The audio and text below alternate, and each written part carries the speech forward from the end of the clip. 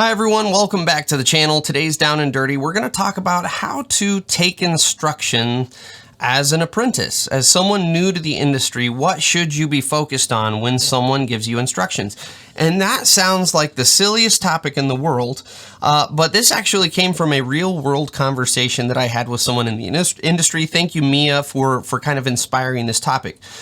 We were talking about how to handle yourself on a job site as an apprentice. And one of the biggest, scariest things about being an apprentice in the industry is the fact that people talk to you in a rude way all the time. I mean, we're crass, we yell, we swear, and we typically roll our eyes at new people, and we kind of, don't give them the time of day.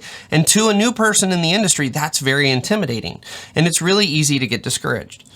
So I started to talk through a scenario with her, and I thought it would be beneficial to kind of talk with you guys through the same scenario. Let's say you're an apprentice on a job and someone suddenly threw you into a loader and the foreman said, "Hey, I want you to take this pile over here and I want you to move it over here." You don't know what you're doing in the loader. So chances are, within a very quick couple of minutes, you're going to get someone yelling at you telling you're doing it wrong. And this is where, as an apprentice, you have to remove emotion and you have to listen to instruction, because this is going to be delivered in a rude way with someone swearing you up and down. But someone's going to say, "Nope, I told you to put that pile over there, blankety blankety blank. I didn't mean over there. I want you to put it over here." Now, as someone green to the industry, you're going to get your feelings hurt and you're going to feel like you're doing the worst job and you should quit because you're doing such a terrible job. But that's because you aren't listening as a tradesperson. You're listening as just everybody out in the world, as someone that is not involved in this industry. We got to flip over into apprentice mode. So what did they actually say? Remove emotion from it. He said he didn't want you putting that pile over there. Why? If you listened to the instructions, chances are the foreman said, "I didn't tell you to put it there. I wanted it over here. I've got a truck coming in and he's dumping off more material, or he's delivering more pipe over there. You've got to get it out of the way." There's always going to be some sort of an explanation when someone yells at you. But the thing is, you have to remove emotion. You have to get over your feelings, and you have to listen to the full set of instructions. Because what that's going to do is it's going to allow you to equip yourself with the knowledge that next time you can go make that intelligent decision for yourself instead of having to have the foreman baby step you through it again. So again, let's go back to our scenario. We had you move the pile. We had to move the pile because it's currently in the way of our crew trying to get the work done.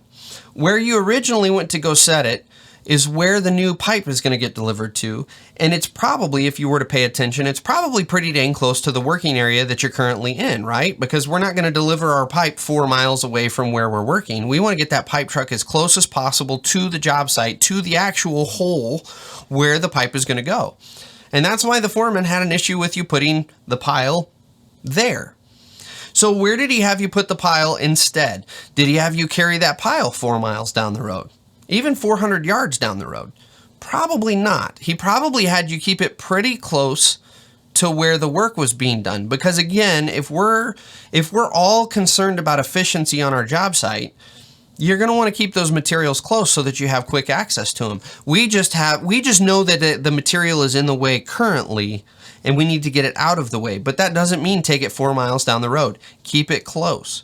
Are there stakes around? That's another thing. The area that he's having you put the pile in, are there any stakes around? What do those stakes say?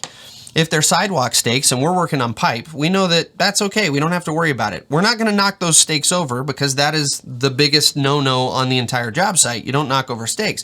But at the same time, it's okay if we crowd that little sidewalk area for a minute, because we're not concerned with the sidewalk. The sidewalk is 5 steps after where we are. We're concerned about the pipe. And if there's not pipe going in there, then that means I can comfortably put my pile in this little area. It's going to be out of the way. It's still going to be close, but I'm not going to have to remove it again because now we need to put pipe here. These are all sorts of things that you need to be thinking about and you need to be listening to as you're getting yelled at. And yes, I keep reiterating as you're getting yelled at, because that's how instructions get delivered in this industry.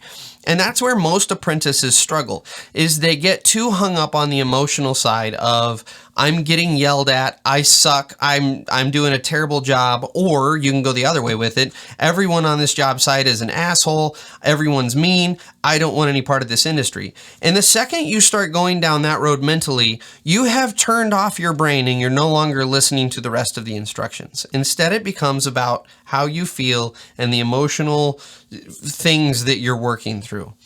You can work through those off the clock with a counselor, as many of us probably do. We just won't ever, we'll never confess to that, but we probably do. Instead, remove emotion and listen to the full set of instructions. And then after you've received those instructions, go back and actually think through, why did the foreman have me do this? Because if we go back to our scenario, we just figured out, A, that pile was in the way because of this reason. And you might not always get that information, by the way. But if you know that pile was in the way and no one told you why it was, look, use your eyes. What happens there in the next 45 minutes to an hour that pile would have been in the way for? You can educate yourself in this way, assuming you're paying attention and you're looking around the job site. And that's why the number one thing when you get on a job site is to stay off of your phone, even if you got 5 or 10 minutes. At this stage in your career, you need to be a sponge. You need to be looking around and observing all of the things around you, because you can educate yourself in a lot of ways. So go back and look. Why was that pile going to be in the way? Oh, it turns out the pipe truck came in sideways, and that is exactly where the loader needed to sit to unload the pipe truck. Boom.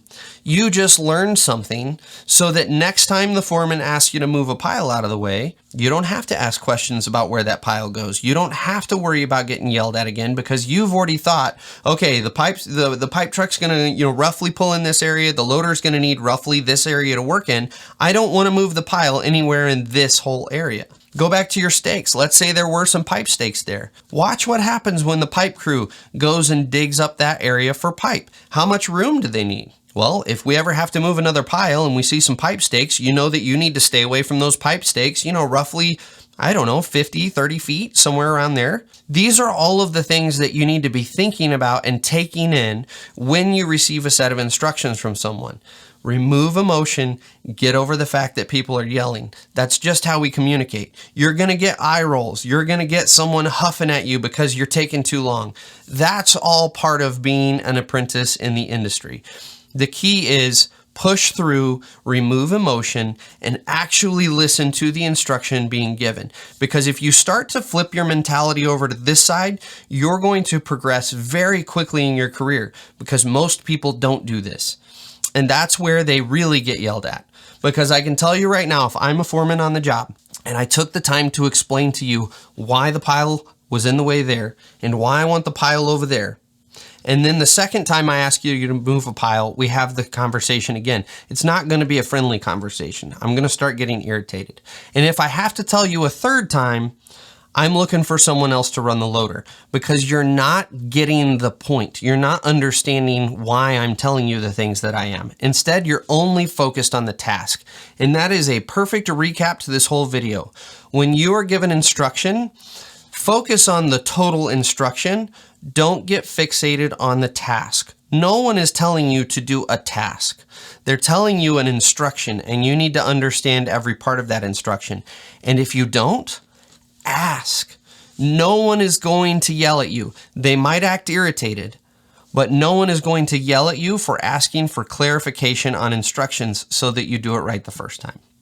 So I hope this has been helpful. I hope it gives you a little encouragement as an apprentice or someone new to the industry. Stick it out. Keep your head down. You will get through this. And before you know it, you will be the old crusty guy sitting there yelling and getting annoyed at the apprentice on your own while working through therapy from your apprenticeship.